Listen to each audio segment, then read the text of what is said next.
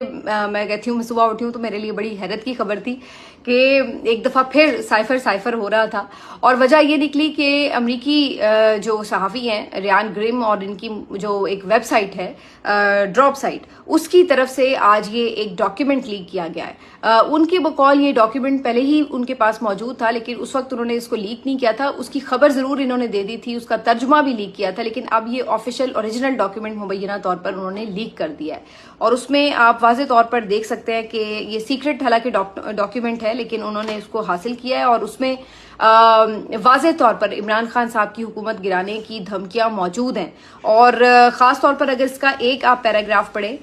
جو کہ تیسرا پیراگراف ہے، اس کا اردو ترجمہ اگر میں آپ کو کر دوں تو اس کے مطابق اس میں وہ لکھا ہے، جو ہمارے سفیر تھے وہاں پر، انہوں نے کہ میں نے ڈان سے پوچھا، ڈان مطلب ڈونلڈ لو کی بات وہ کریں، کہ کیا امریکہ کے شدید رد عمل کی وجہ اقوام متحدہ کی جنرل اسمبلی میں پاکستان کی جانب سے ووٹنگ میں حصہ نہ لینا یعنی غیر جانبدار رہنا تھا؟ انہوں نے قطعی طور پر نفی میں جواب دیا اور کہا کہ یہ وزیر اعظم کی دورہ ماسکو کی وجہ سے تھا۔ انہوں نے کہا کہ میرا خیال ہے کہ اگر وزیر اعظم کے خلاف تحریک عدم اعتماد کامیاب ہو جاتی ہے تو واشنگٹن میں سب کچھ معاف کر دیا جائے گا، کیونکہ روس کے دورے کو وزیر اعظم کا ذاتی فیصلہ سمجھا جا رہا ہے۔ بصورت دیگر مجھے لگتا ہے کہ آگے راستہ کافی مشکل ہوگا۔ وہ لمحہ بھر کو رکے اور پھر بولے، میں یہ تو نہیں بتا سکتا کہ یورپ سے کس طرح کا رد عمل آئے گا، لیکن میرا اندازہ ہے کہ رد عمل ان کا بھی ایسا ہی ہوگا۔ پھر انہوں نے کہا کہ سچی بات یہ ہے کہ میرا خیال ہے یورپ اور امریکہ کی طرف سے وزیر اعظم کی تنہائی بہت شدید ہو جائے گی۔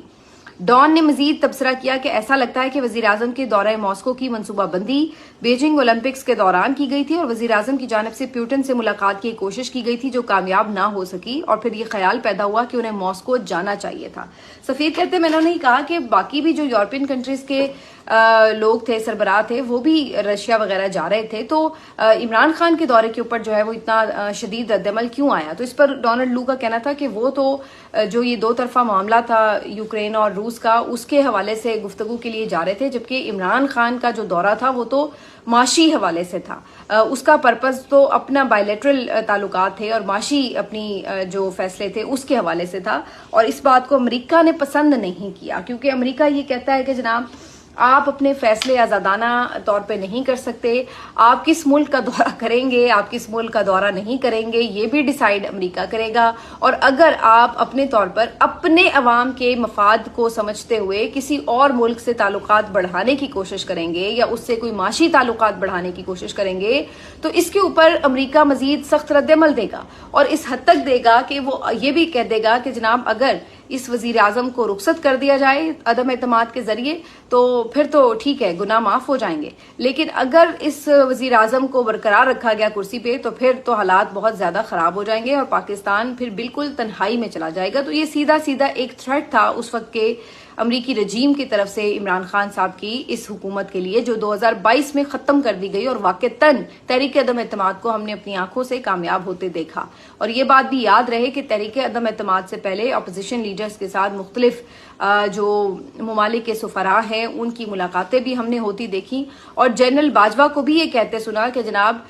رشیا کے دورے کی تو ہم مذمت کرتے ہیں، ہم اس کو نہیں اون کرتے۔ تو بیسیکلی انہوں نے رشیا کا جو یوکرین پہ اٹیک تھا اس کو نہ صرف کنڈیم کیا بلکہ یہ بھی کہا کہ جناب یہ اس کو عمران خان کا جو دورہ تھا بحیثیت وزیر اعظم اس کو ہی انہوں نے اون نہیں کیا۔ تو یہ ایک واضح طور پر اب چیزیں سمجھ آ جاتی ہیں کہ اس وقت جو ہوا بہت سے لوگ نہیں مانے، لیکن بعد میں عمران خان کی ایک بات حقیقت ثابت ہوئی۔ یہ بالکل ایک سوچی سمجھی سازش تھی ایک منتخب حکومت کے خلاف، اور اس میں باقاعدہ تحریری طور پر جو پاکستان کے سفیر ہیں ان کے تھرو یہ پیغام پاکستان کے اندر مختلف فورسز کو بھیجا گیا، جنرل باجوہ کو بھی بھیجا گیا، اپوزیشن کو بھی بھیجا گیا، اور اس طرح سے عمران خان کے خلاف ایک محاذ بنا کر ایک عدم اعتماد کی جو تحریک تھی اس کو